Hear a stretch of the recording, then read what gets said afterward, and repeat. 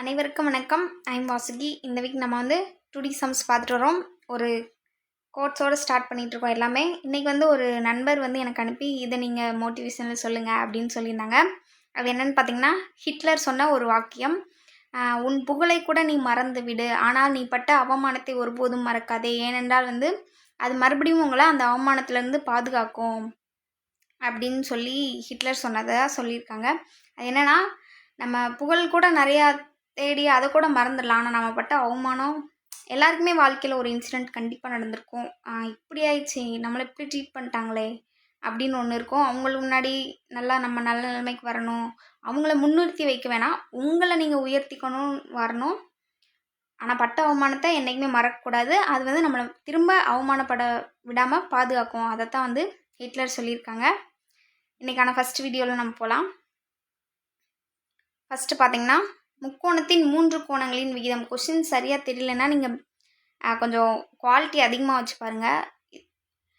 ஒரு முக்கோணத்தின் 3 கோணங்களின் விகிதம் 5:4:3 எனில் கோண அளவுகளை காண்க அப்படின்னு இருக்காங்க.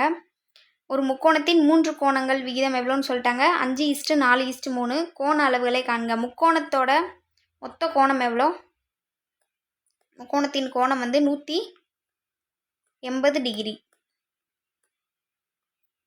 அப்போது அது 3 கோணம் ஒரிஜினல் வேல்யூ தெரியாது, இது விகிதமாக கொடுத்துருக்காங்க. அப்போ ஒரிஜினல் வேல்யூ என்னவாக இருக்கும்? எக்ஸ்ன்னு எடுத்துப்போம் எல்லாத்துக்கும். அந்த 3 வேல்யூ தான் நம்மளுக்கு 180 டிகிரி. இது எல்லாத்தையும் கூட்டும்போது நம்மளுக்கு என்ன வேல்யூ கிடைக்கும்? 12x = 180. எக்ஸோட வேல்யூ வேணும்னா 180/12. இதை நம்ம அடிச்சு கொடுத்தோன்னா நம்மளுக்கு என்ன வேல்யூ கிடைக்கும்? 15. அப்படி இருக்கும்போது நம்ம எக்ஸோட வேல்யூ எல்லாத்துலேயும் போய் அப்ளை பண்ணணும். இப்போ 5x கூட போட்டோன்னா 5 × 15 என்ன வேல்யூ கிடைக்கும் நம்மளுக்கு? 75. அதுக்கடுத்து என்ன இருக்குது? 4x. 4 × 15 60 கிடைக்கும்.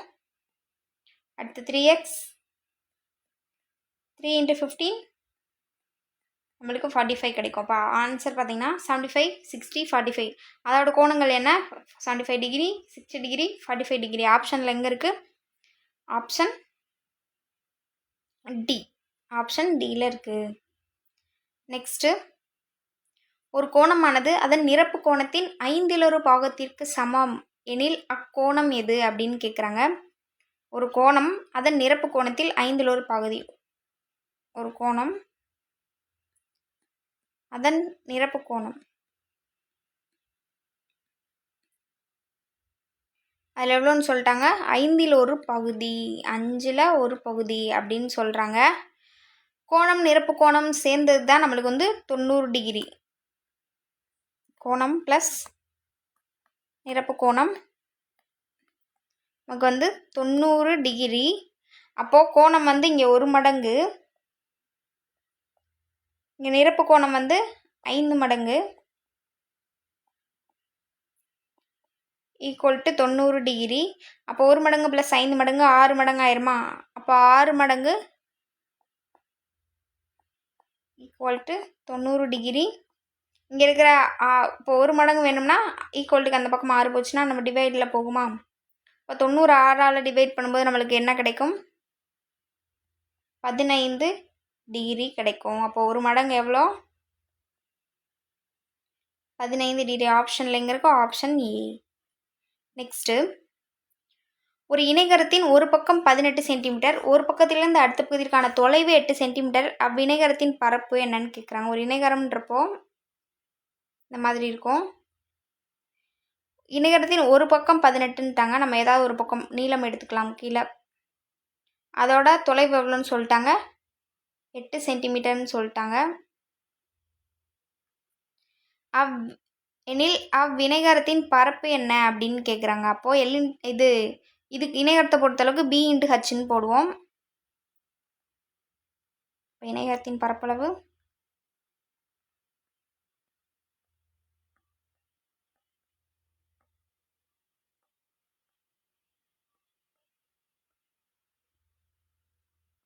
b × h. b எவ்வளோ? 18. h எவ்வளோ? 8 ரெண்டையும் பெருக்கும்போது நம்மளுக்கு என்ன வேல்யூ கிடைக்கும் 144 சென்டிமீட்டர் ஸ்கொயர். ஆப்ஷனில் எங்கே இருக்கோ ஆப்ஷன் சி. நெக்ஸ்ட்டு ஒரு சாய் சதுரத்தின் ஒரு மூலை விட்டம் மற்றதை காட்டிலும் 3 மடங்குன்னு சொல்லிட்டாங்க. மூலை விட்டங்களின் கூடுதல் 52 சென்டிமீட்டர் எனில் சாய் சதுரத்தின் பரப்பளவு என்ன அப்படின்னு கேட்குறாங்க. ஒரு சாய் சதுரம் இருக்குது.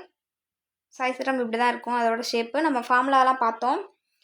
ஒரு சாய் சதுரத்தின் ஒரு மூலை விட்டம் மற்றதை காட்டிலும் 3 மடங்கு அப்படின்னு இருக்காங்க. முதல்ல சாய் சதுரத்தின் மூலை விட்டங்கள் வந்து எக்ஸ்ன்னு எடுத்துக்கிடுவோம். இப்போ மற்றொரு மூலை விட்டத்தை காட்டிலும் எவ்வளோ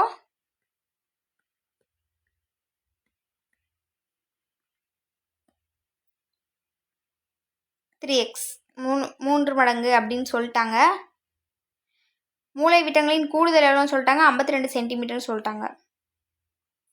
கூடுதல் 52 சென்டிமீட்டர்ன்றப்போ எக்ஸும் 3xும் சேர்ந்தது தான் எவ்வளோ 52 சென்டிமீட்டர். அப்போ ரெண்டும் சேர்ந்து 4x = 52.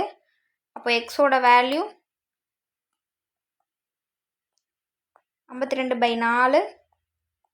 நம்மளுக்கு எக்ஸோட வேல்யூ 13ன்னு கிடைக்கும். அப்போ மூலை விட்டத்தின் நீளம் 13. அப்போது மற்றொரு மூலை விட்டத்தின் விட இது ஒரு மூலை விட்டால் மற்றதை காட்டிலும் 3 மடங்கு அப்படின்றப்போ 3x எவ்வளோவா இருக்கும் 3 × 13 நம்மளுக்கு 39ன்னு கிடைக்கும். இப்போது மூலை விட்டத்தோட பரப்பளவு என்ன இது சாய் சதுரத்தின் பரப்பளவு இது ஒரு D1 இது நம்ம D2ன்னு எடுத்துக்கலாம். அப்போ சாய் சதுரத்தின் பரப்பளவு D1 இருக்கும், ஒன்றுக்கு D2 இருக்கும். மற்ற பக்கங்கள் சமமாக ஏன்னு அளவிடுவோம். சாய் சதுரத்தின் பரப்பளவு ஃபார்முலா என்ன 1/2 × D1 × D2. அப்போது 1/2 13 × 39 நம்மளுக்கு பாயிண்டில் கிடைக்கும். ஏன்னா எல்லாமே ஒற்றைப்படையாக இருக்குது அடித்து கொடுக்குறது. அப்போ பாயிண்டில் கிடைக்கும்போது நம்மளுக்கு என்ன வேல்யூ கிடைக்கும்னா